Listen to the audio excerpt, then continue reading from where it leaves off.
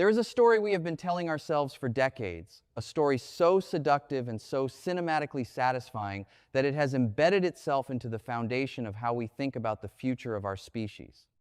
It goes something like this: Earth is fragile, Earth is finite, Earth is one bad asteroid, one volcanic super eruption, one cascading civilizational failure away from becoming uninhabitable.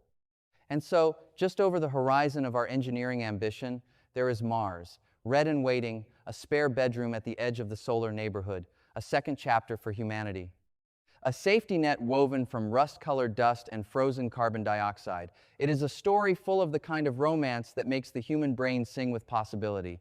It is also a story that the laws of physics find deeply, almost offensively, naive. Mars is not a backup planet. Mars is not a frontier in the way that the word frontier implies hardship that can be pushed through with sufficient willpower and sufficient technology. Mars is something more severe than that. Mars is what a planet looks like when the physical processes that make complex life possible have wound down, gone cold, and switched off permanently. When you point your telescope at Mars and feel a pull of possibility, you are not looking at a sleeping twin, you are looking at a planetary corpse. And the difference between those two things is not a matter of degree. It is a matter of the most fundamental physics in the universe. Let us begin with what we have here on Earth, because we take it so completely for granted that it has become functionally invisible to us. Beneath your feet, deep in the interior of this planet, there is a rotating, convecting mass of liquid iron and nickel, a fluid outer core churning around a solid inner core, and this motion, governed by the physics of magnetohydrodynamics, generates one of the most consequential physical phenomena in the history of life on this world. It generates a magnetic field, not a decorative field, not a curiosity that makes compass needles point north. A field that extends tens of thousands of kilometers into space and forms an invisible but physically real barrier between the surface of this planet and the relentless outpouring of charged particles from the sun. The solar wind is not a metaphor. It is a real, continuous stream of protons and electrons and helium nuclei traveling at roughly 400 to 800 kilometers per second, a permanent hurricane of ionized matter blasting outward in every direction from our star. Without the magnetosphere, that particle stream would interact directly with the upper atmosphere, stripping it away molecule by molecule over geological time, and it would shower the surface with radiation that would shred the molecular machinery of life with mechanical indifference. Earth is wrapped in electromagnetic silk. It has been for billions of years. That silk is the precondition for everything, for liquid water, for a thick atmosphere, for a surface where the ultraviolet flux is low enough that unshielded organic molecules can survive long enough to do chemistry, to fold into proteins, to become cells, to become you. Now turn to Mars. The Martian core cooled. That is the sentence that contains the whole catastrophe. Sometime between 3 and 4 billion years ago, the interior of Mars, which is smaller than Earth and therefore has a worse ratio of heat-generating volume to heat-dissipating surface area, lost the thermal energy needed to sustain convective motion in its liquid iron. The planetary dynamo stopped. The global magnetic field collapsed, and the moment that happened, Mars became defenseless. The solar wind did not pause for a moment of respect. It simply kept blowing, and without the magnetic shield to deflect it, it began doing what particle streams do to unprotected atmospheres. It began to erode. Over billions of years, the solar wind systematically sputtered away the Martian atmosphere. What was once, in the early solar system, a thicker envelope of gas became the wisp of carbon dioxide that surrounds Mars today. A surface pressure of roughly 0.06% of what we experience here on Earth. That number is not just uncomfortable. That number is, from a biological standpoint, a physical death sentence for any unprotected organism, and it brings us to the second profound mechanical truth about what Mars actually is. Physicists and aerospace medicine specialists define something called the Armstrong Line, named after American Air Force officer Harry George Armstrong, who was the first to identify the boundary in the 1930s. It sits at an altitude of roughly 19 kilometers above sea level on Earth, where atmospheric pressure drops to approximately 6.3 kilopascals. At this pressure, something happens to water that should concern us deeply. The boiling point of water falls to 37 degrees Celsius. 37 degrees Celsius is the normal core temperature of the human body. Think carefully about what that means. It means that at pressures at or below the Armstrong line, the water in your tissues, in your blood, in the fluid lining your lungs and your eyes and the soft structures of your body, does not need to reach 100 degrees Celsius to convert from liquid to vapor. It needs only to reach the temperature your own body already maintains to stay alive. Your blood would begin to boil. Not dramatically, not in a Hollywood explosion, but in the quiet and catastrophic way that dissolved gases come out of solution when pressure drops, in a process called ebulism, where the body essentially begins to foam from within. The average surface pressure on Mars sits at roughly 600 pascals. For reference, the Armstrong Line sits at approximately 6,300 pascals. Mars does not just breach the Armstrong Line. Mars does not just approach dangerous territory. Mars sits at roughly 1/10 of the pressure at which unprotected human blood begins to vaporize. A human being standing on the Martian surface without a pressure suit would not die slowly. The process of physiological destruction would begin in seconds. The suit, then, becomes everything, which brings us to the third mechanical truth. The Martian soil looks, in photographs, almost gentle, ochre and muted, like a dusty road in an old American Southwest landscape photograph. This impression is dangerously misleading because what coats that surface is not passive mineral dust.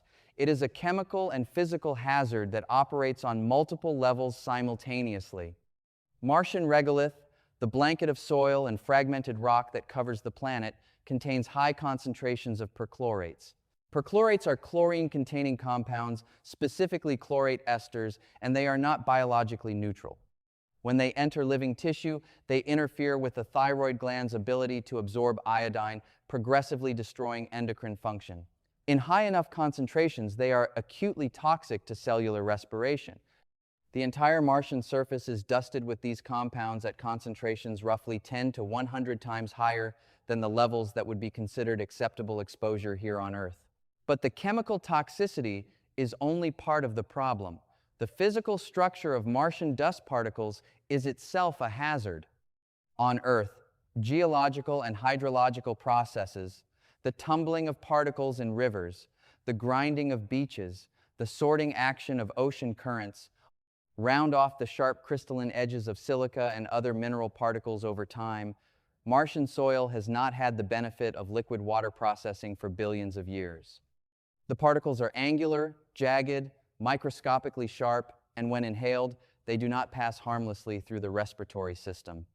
They embed in lung tissue the way glass fiber does, causing progressive, irreversible damage to the delicate alveolar structures through which gas exchange occurs.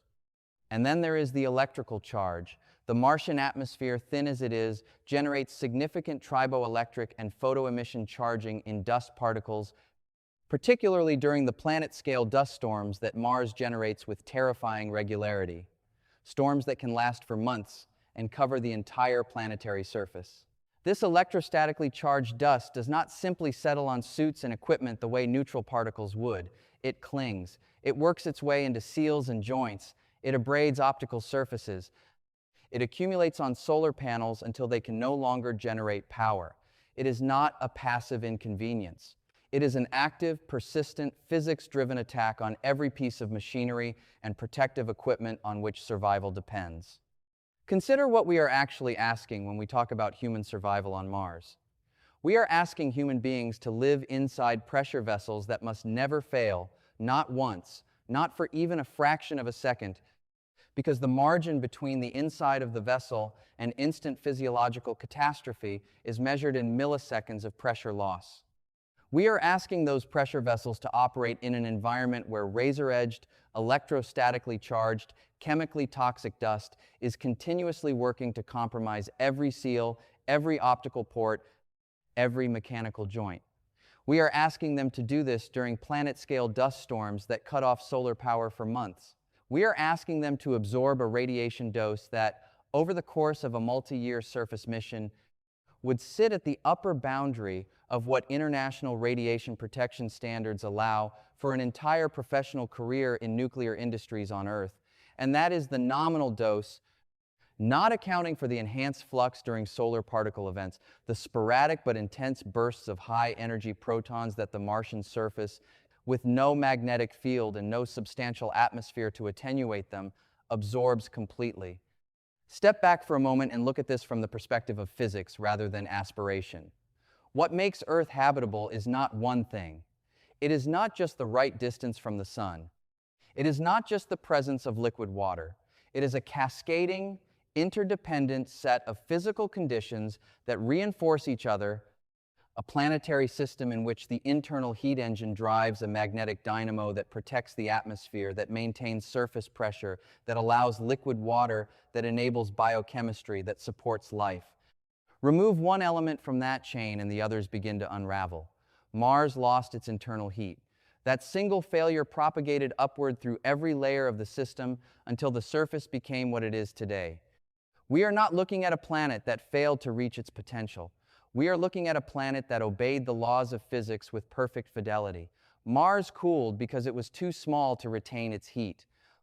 Its core froze because the physics of thermal diffusion and the surface-to-volume ratio of a smaller planetary body made that outcome essentially inevitable. Its atmosphere was stripped because without a magnetosphere, the Maxwell stress of the solar wind on the ionized upper atmosphere produced exactly the ion escape rates that the plasma physics equations predict. Everything Mars is today is the direct, deterministic consequence of initial conditions and physical law. The universe did not build Mars to be hostile to life. The universe did not build Mars at all, in any intentional sense.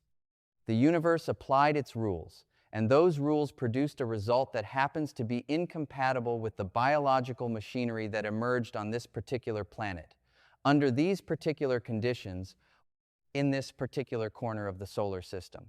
The profound reality is not that Mars is unusually dangerous.